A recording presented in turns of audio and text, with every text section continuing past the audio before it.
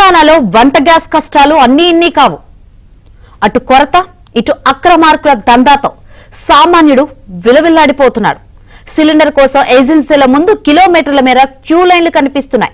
దీంతో డిస్ట్రిబ్యూటర్లు, ఆయిల్ కంపెనీల ప్రతినిధులతో రివ్యూ చేశారు మంత్రి ఉత్తమ్. డొమెస్టిక్ సిలిండర్ల సరఫరాకు ఇబ్బంది లేదన్న మంత్రి, కేంద్ర నిబంధనల వల్ల కమర్షియల్ సిలిండర్ల సరఫరాలో కొంత కొరత ఉందన్నారు. బ్లాక్ మార్కెటింగ్ పై కఠిన చర్యలు తీసుకోవాలని, పర్యవేక్షణకు కమిటీలను ఏర్పాటు చేయాలని అధికారులను ఆదేశించారు మినిస్టర్ ఉత్తమ్.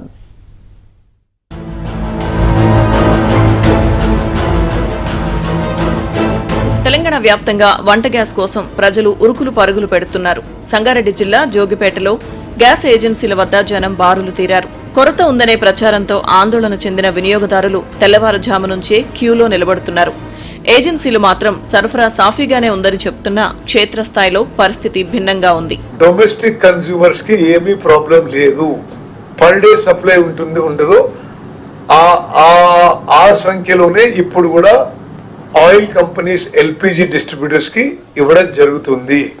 భారత ప్రభుత్వం ఇచ్చిన గైడ్ లైన్స్ ప్రకారమే కమర్షియల్ సిలిండర్స్ లో ఇదివరకున్న కన్జంప్షన్ కి, పర్ డే కన్జంప్షన్ కి 20% సప్లై చేస్తున్నారు. అటు హోటల్స్ నిర్వాహకులు వ్యాపారం దెబ్బతినకూడదనే ఉద్దేశంతో కట్టెల పొయ్యిపైనే వంటలు చేస్తూ కస్టమర్ల కడుపు నింపుతున్నారు. సిలిండర్లు లేక ఇబ్బంది 2 రోజుల నుంచి అయితే చాలా ఇబ్బంది పడుతున్నారు. ఈ కట్టెల పొయ్యి పెట్టి ఇప్పటి వరకు ఇటువంటి పరిస్థితి రాలేదు. ఎవరు రెస్పాన్స్ కూడా ఇవ్వట్లేదు. సిలిండర్లు ఎప్పుడు వస్తే కూడా తెలియదు. ఎలా ఉంటుంది, ముందు ఎలా ఉంటుంది కూడా అర్థం కావట్లేదు. ఎల్పీజీ కొరత ప్రభావం భాగ్యనగరంలోని ప్రముఖ దేవాలయాలపై పడింది. జూబ్లీహిల్స్ పెద్దమ్మ తల్లి, బల్కంపేట ఎల్లమ్మ ఆలయాల్లో ప్రసాద విక్రయాలను కుదించారు. సిలిండర్లు దొరక్క హాస్టళ్లు, హోటళ్లు మూతపడుతూ ఉండడంతో ఐటీ ఉద్యోగులు ఆకలితో అలమటిస్తున్నారు. పలుచోట్ల గత్యంతరం లేక మళ్లీ కట్టెల పొయ్యిలు, బొగ్గు వినియోగిస్తూ వంటలు చేస్తూ వ్యాపారాలు కొనసాగిస్తున్నారు.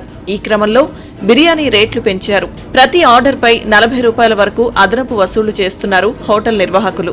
మరోవైపు గ్యాస్ రీఫిల్లింగ్ మాఫియాపై టాస్క్ ఫోర్స్ విరుచుకుపడుతోంది. హైదరాబాద్ పాత బస్తీలోని ఉప్పుగూడలో గృహ వినియోగ సిలిండర్లను అక్రమంగా మళ్లిస్తున్న సుమన్ అనే వ్యక్తిని పోలీసులు అరెస్టు చేశారు.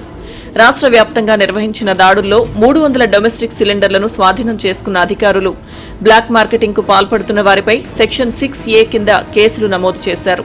దేశంలో గ్యాస్ కొరత లేదని, కొందరు కావాలనే కృత్రిమ కొరతను సృష్టిస్తున్నారని బీజేపీ నేత రామచంద్రరావు మండిపడ్డారు. ఇంతకు ముందు నరేంద్ర మోదీ గారు ప్రధానమంత్రి అయ్యే ముందు గ్యాస్ ధర 1240 రూపాయలు ఉండే. అటువంటి నేపథ్యంలో ఈ రోజు గ్యాస్ ధర 900 చిలుకు నుంచి 1 పైసా కూడా పెంచిన పరిస్థితి ఈరోజు దేశంలో ఉన్నది. కాబట్టి గ్యాస్ కొరత లేదు. ఇది కేవలం రాహుల్ గాంధీ లాంటి వాళ్ళు వ్యక్తులు బాధ్యత రహితమైనటువంటి మాటలు మాట్లాడి ఈ పని చేస్తా ఉన్నారు. వాణిజ్య సిలిండర్ల ధరలు పెరగడం, రీఫిల్లింగ్ గడువు 25 రోజులకు పెరగడంతో హోటల్ వ్యాపారం కుదేలైంది.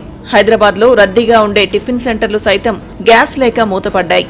సామాన్యుడికి అందాల్సిన సబ్సిడీ గ్యాస్ పక్కదారి పడుతూ ఉండడంతో ప్రభుత్వం ఈ వ్యవహారాన్ని సీరియస్ గా తీసుకుంది.